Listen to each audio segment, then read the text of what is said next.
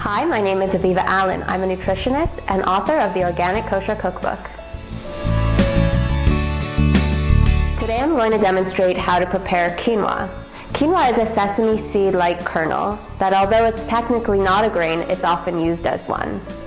If you compare quinoa to other whole grains, you'll find it's high in fiber as well as B vitamins, but also very high in protein as well as iron and calcium. Quinoa is also gluten-free, so for those who are sensitive to gluten, they can tolerate quinoa very well.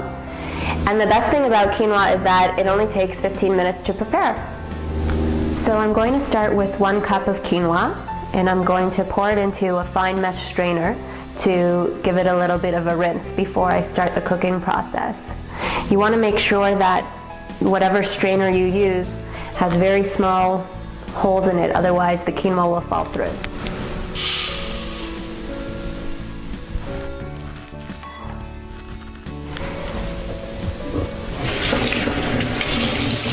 And just shake out the excess liquid.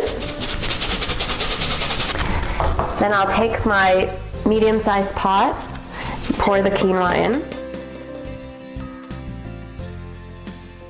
Add 1 cup and 3/4 of water.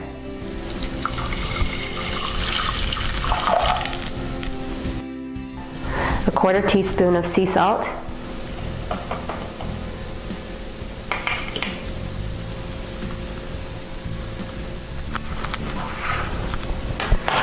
Give it a little stir.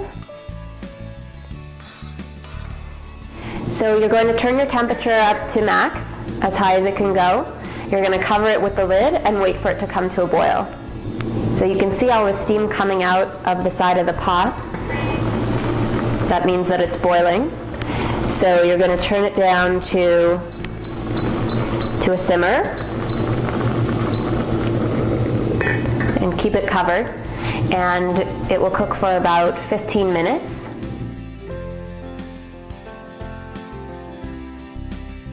So the quinoa is now done, and you can tell because the white center has disappeared. All of the quinoa has fluffed up and sort of opened a little bit. And if you turn the pot to the side, you'll see that there's little or no liquid left. So what you want to do now is just empty it into a bowl.